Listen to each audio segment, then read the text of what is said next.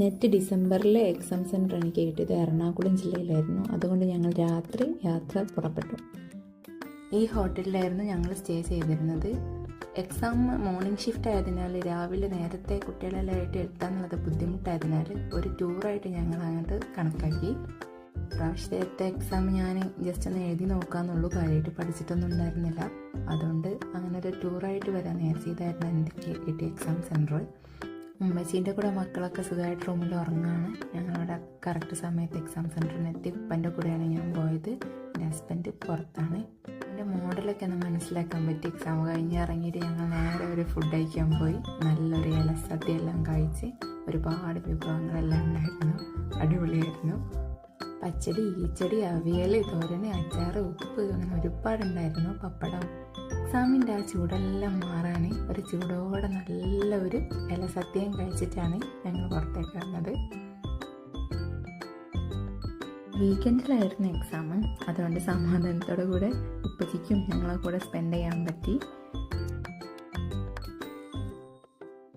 ഇലസദ്യക്ക് പുറമെ ഞങ്ങളൊരു കരിമീൻ പൊള്ളിച്ചതും കൂടി ഓർഡർ ചെയ്തിട്ടുണ്ടായിരുന്നു. നല്ല ടേസ്റ്റ് ഉണ്ടായിരുന്നു കരിമീൻ പൊള്ളിച്ചത്.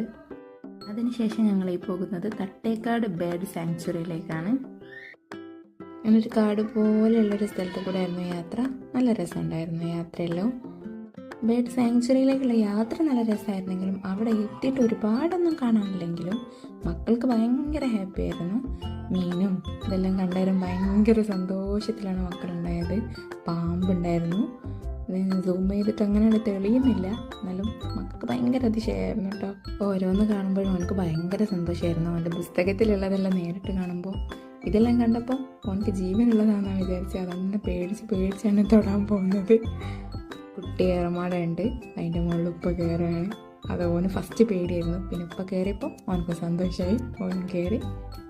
മോന് ഭയങ്കര ഹാപ്പി ആയിരുന്നു കേട്ടോ. ചെറിയ സംഭവമാണുള്ളൂ, എന്നാലും മക്കൾ നല്ല ഹാപ്പി ആയിരുന്നു.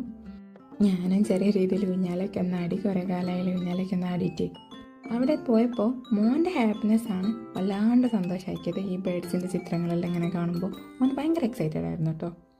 ഞങ്ങൾ അവിടെ എത്തിയപ്പോൾ കുറച്ച് ലേറ്റ് ആയത് കാരണം ബോട്ട് യാത്ര ഞങ്ങൾക്ക് മിസ്സായിട്ടുണ്ട്.